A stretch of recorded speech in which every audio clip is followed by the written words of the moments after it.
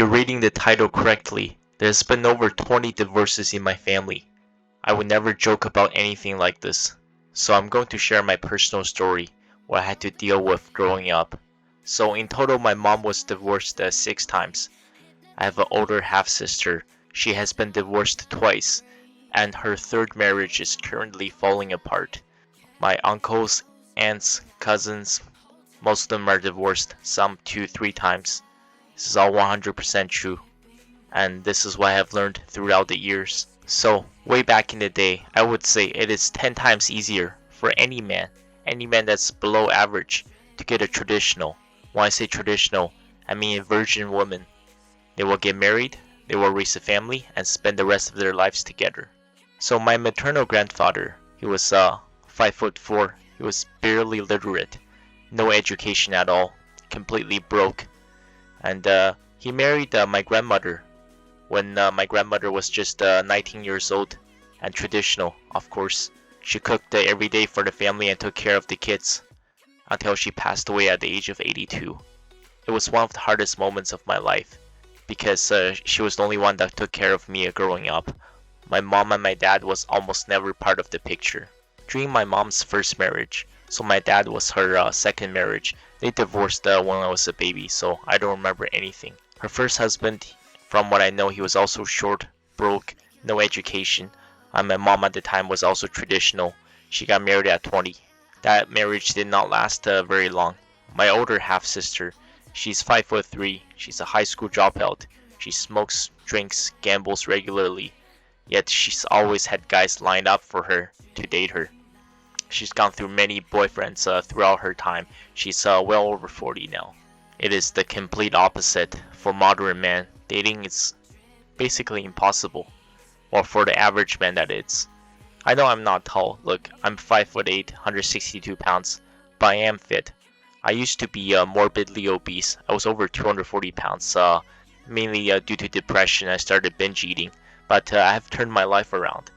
I've made 2 varsity teams. I've completed 5 marathons and 18 half marathons. I have logged in over 23,000 kilometers during training. That's over 14,000 miles. I qualified for my first World Marathon Majors, so I'll be running Chicago Marathon this fall. I don't smoke, I don't drink, I don't gamble. I mean zero tolerance.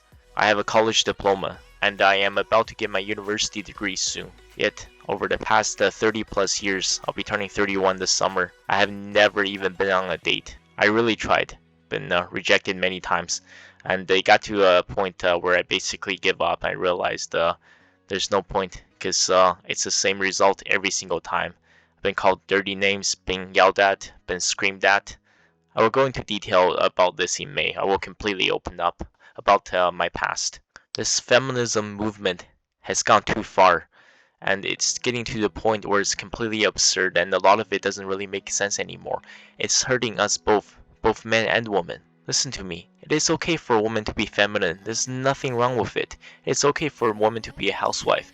It has worked for almost 200,000 years of human evolution, starting way back in ancient Ethiopia, when we were hunters and gatherers. The men will hunt for the food, and they bring the food home. The woman cooks the food and feeds the family for dinner. It is okay for you to be a strong, independent woman. Let me tell you this doesn't usually work. Most of the time it ends up being a disaster. Just look at the most successful women in the world. They all end up childless and single after menopause. Look at what happened to Jennifer Aniston, all the success in the world, yet she can't keep a relationship together. Unfortunately, I have to say the same about Taylor Swift. She's just way too successful, and 99.99% of the guys are just not good enough to be dating her. I think she will become a cat lady in the next 10 years or so. She will be single and childless, and no longer fertile. Most men don't want an alpha female. It's not misogyny, this is just a preference. Why is it always that every time a man has a preference, he gets completely blasted by society? Only women can have preferences. So, my mom, in my personal opinion, I have to be brutally honest, she was way too alpha. She tried to control everything. I have heard her ranting for over 12 hours. Many times. Sometimes they will go on 15-16 hours about all her failed relationships and marriages, and how it is every single man's fault. Say with my older sister, everything she's gone through, all her relationships, all her divorces, it's always the man's fault. None of them have taken any kind of responsibility. And yes, my mom and my sister, they initiated all of their divorces. And I can say with confidence, almost all of their relationships as well, they initiated all of the breakups. Everyone in this world, I wouldn't say everyone, but this is true for, I would say, 90% of the population. They always have to find an excuse. Everybody wants to play that victim card.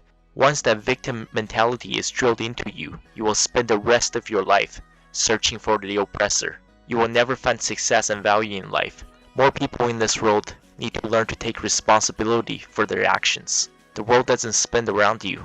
In 70 to 80% of the time in the West, the woman will initiate the breakup, whether it's a marriage or relationship. And if the woman has a university degree, it's over 90%. What happened on the marriage certificate, right? It says, "To death till we part." This has lost all meaning. Divorce has zero stigma around it, and we need to change that. Over 50%, yes, before COVID in 2019, the divorce rate in China reached the all-time high of 50.07%. Back in 1978, China's divorce rate was less than 2%. Clearly, you can see, right, this alpha female feminism mentality, this movement, is not working out. It's no longer about getting women to the workplace. It's telling every woman that men are shit and they're worth nothing, and they're always suppressing us and pushing us down. That is not the case. If this doesn't change soon, it will lead to the downfall of mankind as we know it. I'm not even exaggerating. There's been many projections. You can look up the studies. It is projected that within the next 10 to 20 years. Sorry, that's a typo on the screen. It's supposed to say 10 to 20 years. Over 50% of Western women, yes, over half, I would say likely the same in China as well, will be single and childless between the ages of 30 to 50. In fact, if you look at some of the European countries, in the UK, the average age for first marriage for women in the UK is already 31 years old. When your first marriage is over 30, you're probably not going to have a lot of kids. Fertility rates will fall to record low. Some countries might fall to even below 1. In fact, it is 1.06 in China right now. You know what this means, right? This will mean there will be more lonely men as well if over 50% of women between ages of 30 and 50 are single and childless. And many of them will suffer from extreme depression. This will overwhelm many of them, leading to mass suicide, fentanyl overdose, sexual assaults against women, murder, school shootings. The list goes on and on and on. Men will suffer more from this because most women, they have no idea how lonely a man will get. Do you have any idea what it's like to be rejected by everybody for over 30 years? Any woman out there that's well below average, you can say, they can just log on to Tinder, go on Bumble, go on Hinge, and if they want to get laid they can open the app and within 15 minutes a man will show up their door. It is not the same for men. For average men nowadays, it's becoming virtually impossible. Women's standards has gone through the roof. Most women only want the top 5%. First of all, when you say minimum 6 feet, did you know that in the United States, only the top 14.5% men are actually 6 feet or taller? So when you say that, 6 feet, over 85% of the men are eliminated right off the bat. You're not even giving them any chances. As of today, 1 in 3 men between the ages of 18 and 30 are not having any sex at all, 0. But according to nearly all the surveys, close to 90% of women are sexually active. You know what this means, right? Many of you ladies are getting played by the top 5% of guys. A lot of you are just side chicks, constantly getting cheated on. Every woman out there has the perfect guy in their friend zone or they rejected in the past. You ladies keep searching for Spider-Man when Peter Parker is already in your life, and you just keep walking past them and ignore them every single day. Don't fall for what the left and the mainstream media is pushing for. I'll give you a great example, Beyonce. She's a major advocate for feminism and strong independent woman that doesn't need men. Look at what she did. She married a billionaire. And what did she do when Jay-Z cheated on her? Absolutely nothing. 0. That's right, she stayed silent because Jay-Z is a billionaire. What happened to being a strong independent woman? Most of these so-called activists or whatever, they're 100% hypocrites. They just do it because that's what the mainstream media is pushing for, and they don't want to receive any criticism. Men and women, We need each other. There's no sex or gender that's superior. We all have different roles. Both genders were heavily suppressed throughout history, just in different ways. Tens of millions of men were enslaved all over the world, over all the continents, all of our cultures. It's only the top 1% of men that reigned with terror. Only 30 to 40% of men from all cultures in all of humanity's history has had the privilege, yes, it is a privilege because it's less than half, to actually have a woman and reproduce with her. Most men died alone, either as a slave.